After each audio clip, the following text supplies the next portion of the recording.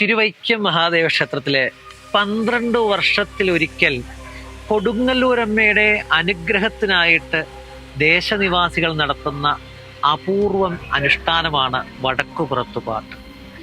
യുഗാന്തരങ്ങൾക്ക് മുമ്പുള്ള ആ ഐതിഹ്യം തന്നെ ഇന്നും തുടർന്നു പോരുന്നു എന്നുള്ള അതിൻ്റെ അത്ഭുതം എന്ന് പറയുന്നത്. ഏതോ കാലഘട്ടങ്ങളിൽ തുടങ്ങിയിരിക്കുന്ന ഈ ആചാരാനുഷ്ഠാനങ്ങൾ ഒരു കോട്ടവും കൂടാതെ എല്ലാ ചടങ്ങുകളും പ്രൗഢിയോടെ നടത്തുന്നത് അമ്മയുടെ അനുഗ്രഹം ഒന്നുകൊണ്ട് മാത്രമാണ്.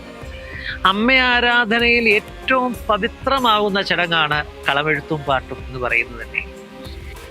വളരെ കാലഘട്ടങ്ങൾക്ക് മുമ്പ് രാജഭരണം നടത്തിയിരുന്ന കാലഘട്ടത്തിലാണ് ഈ വൈക്കം ദേശത്ത് വസൂരി പോലുള്ള മഹാമാരി വന്നു പിടികൂടുകയും നിരവധി ജനങ്ങൾ അതിലൂടെ മൃതിയടയുകയും ചെയ്യുകയാണ്. അങ്ങനെ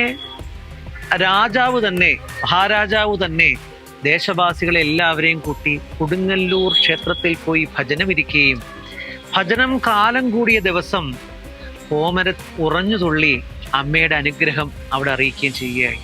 അമ്മയുടെ സാന്നിധ്യം തിരുവൈക്കത്തപ്പന്റെ വടക്കുപുറത്ത് ഉണ്ടാവുമെന്ന് അരുളി ചെയ്യുകയും അമ്മയ്ക്ക് ഏറ്റവും പവിത്രമാകുന്ന ആരാധനയിലെ അനുഷ്ഠാനങ്ങളിലെ പ്രഥമ സ്ഥാനമാകുന്ന കളമ്പാട്ട് നടത്തി അമ്മയെ പ്രീതി വരുത്തുവാൻ അരുളി ചെയ്യുകയായിരുന്നു. അങ്ങനെ ആ സാന്നിധ്യം ഇന്നും 12 വർഷത്തിലൊരിക്കൽ തിരുവൈക്കത്തപ്പന്റെ മണ്ണിൽ ഇപ്പോഴും നടത്തപ്പെടുകയാണ്. ഇത് ഈ വരുന്ന 2025 ഏപ്രിൽ മാസം 2-ാം തീയതി മുതൽ 13-ാം തീയതി വരെയാണ് കളമ്പാട്ട് ഏറ്റവും പ്രൗഢഗംഭീരമായി നടത്തപ്പെടുന്നത്. ഓരോ ദിവസങ്ങളിലായിട്ട് അമ്മയുടെ ആ കളത്തെ 8 കൈകളുണ്ട്, 16 കൈകള്, 32 കൈകള്. ഏറ്റവും അവസാനം അമ്മ ആരാധനയിൽ ഏറ്റവും പ്രൗഢമാകുന്ന രൂപമാകുന്ന 64 കൈകളോടുകൂടി അമ്മയുടെ ആ രൂപത്തെയാണ് കളത്തിൽ എഴുതുന്നത്.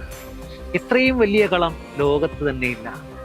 അത്രയേറെ പ്രൗഢമായിട്ട് ആചാരനിഷ്ഠയോടെ ശുദ്ധിയോടെ വ്രതശുദ്ധിയോടെ നടത്തപ്പെടുന്ന വൈക്കം ക്ഷേത്രത്തിലെ ഈ ചടങ്ങിൽ ഭാഗമാക്കുക എന്ന് പറഞ്ഞാൽ ഒരു മനുഷ്യായുസ്സിലെ ഏറ്റവും സുഹൃത നിമിഷമാണ്.